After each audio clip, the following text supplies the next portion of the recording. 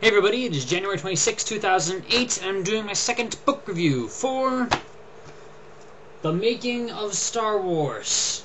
You see Hamill and George on this from over there. This is a good book.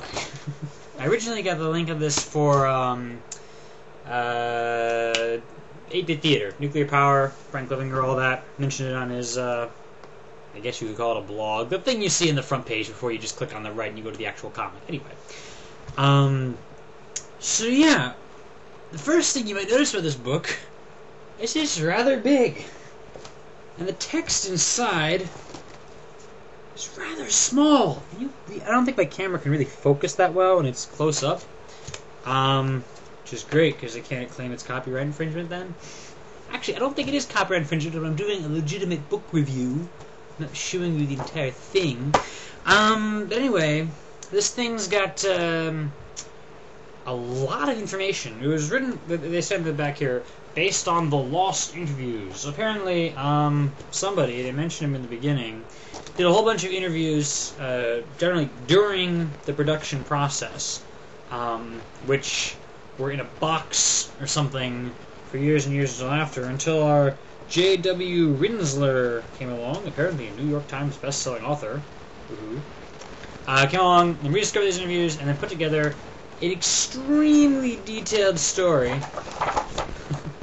of how they made just the first film. I read this, it says at the top here, the definitive story behind the original film. I was like, the original? What did you do with the other 5 films? Seriously.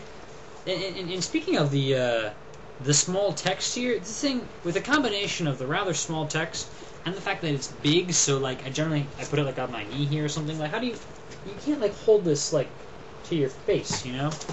Like you can with like a more normal book, and you can be like this. You can't do that with this thing because it's huge, which is, you know, cool, except for the fact that reading like this, I eventually get headaches.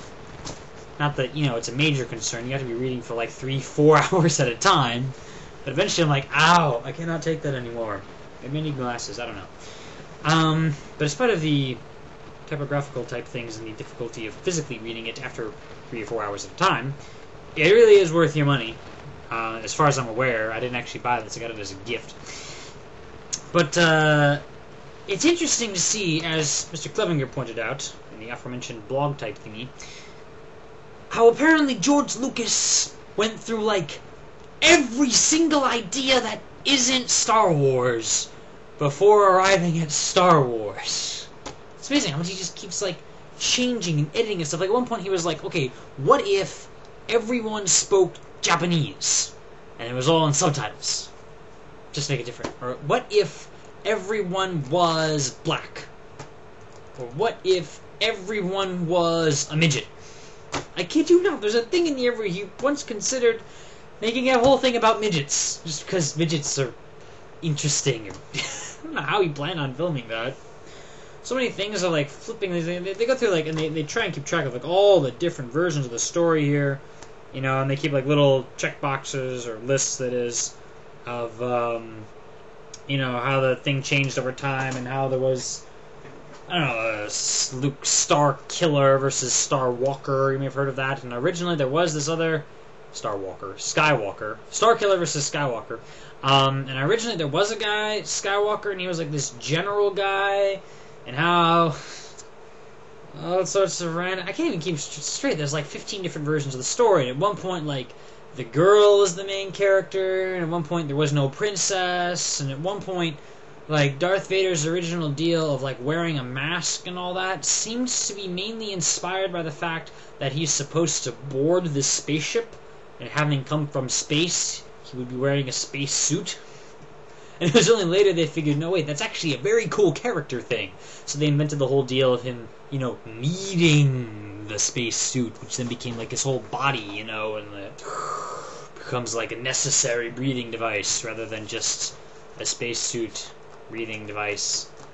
All sorts of crap, like, you know, Han Solo was originally like green and he had like gills, you know, and then like Chewie and Chewbacca were at one point different people, and oh, I don't know, all sorts of random things. There's random drawings, there's random scripts trying to, like, you know, get everything together. All the crap we went through with Fox. It's just so funny to look at Fox as like, well, I'm not sure we really want to fund this project, and they go an extra 6 weeks delay before granting a contract, and that puts everything else in that, and everything's like, everything's just at the as fast a pace as they can possibly do it, running at deadlines, running at like 102-degree weather when they're filming out, for Tatooine and all that. Changing things like up to the minute. I love this. This one, I originally learned this from the Star Wars original trilogy DVDs, and they got the audio commentary, right? I'm watching the audio commentary to Episode 4, and as they get near like the Death Star attack sequence, George is saying how they came up during editing. So this is after they filmed everything, and they get to nearing the end of the process here, and some of the special effects are already done, and they're in the editing, and George comes up with the idea that, and here was words the things didn't have enough pacing, or there wasn't a fast enough pace, he says, or something like that. So what we came up with was, if they didn't blow up the Death Star, then the Death Star would blow up them. I'm like, you didn't freaking think of that! He goes through all the way until editing, and then, only then realizes that his colossal space station with a laser that can blow up planets being in range of the Rebel base would naturally attempt to destroy said Rebel base with its giant laser. I'm not trying to criticize Lucas or Star Wars here, really. I mean, it's good to know that you can make this stuff up on the fly and still come up with something as cool as Star Wars, There was enough of a vision to it, enough of a general genius that things could fall into place at the last minute. What did he expect that the Death Star was doing out there until he came up with that? We was just sitting around waiting for the rebels to attack. Look, there's the base. Totally not using our giant laser on it. Or whatever. But anyway, yeah, so if you really love Star Wars and you want a lot of detail about practically every script, they even have pictures of his own little scribbles, and I can't even read the scribbles, but they're there. You want to know the filmmaking process, you want to know how he got all the actors, how he basically look at you for 5 minutes and be like, okay, you're gone. Apparently he would go to the actor would come in and he'd be like, okay, so tell me about yourself. And like, well, what about myself? What have you done? What, today or total? He's like, both. just talk. I want a 5-minute impression of you, or generally 30-second impression. I think the first round was even 30 seconds. It was come in, yep, sit, go. Something unorthodox, I guess. And the interactions between the cast members. You want to hear how them, getting to know each other, making friends. You want to hear about one particular time when Alec Guinness seems to have gotten drunk, but not on the set, because he was responsible that way. There's a random comment from Harris Ford. Yeah, we went to a bar and Alec got really drunk. I'm like, Alec got drunk? He's Obi-Wan Kenobi. He would never do such a thing. And how they had to, try and build R2-D2 and how that didn't work, and how there's a midget inside of R2, which I didn't know. Actually, I didn't learn it from this book. For many years, I did not know there was a midget inside of R2. And all sorts of random little things. And you can read the tiny text of the giant book thing.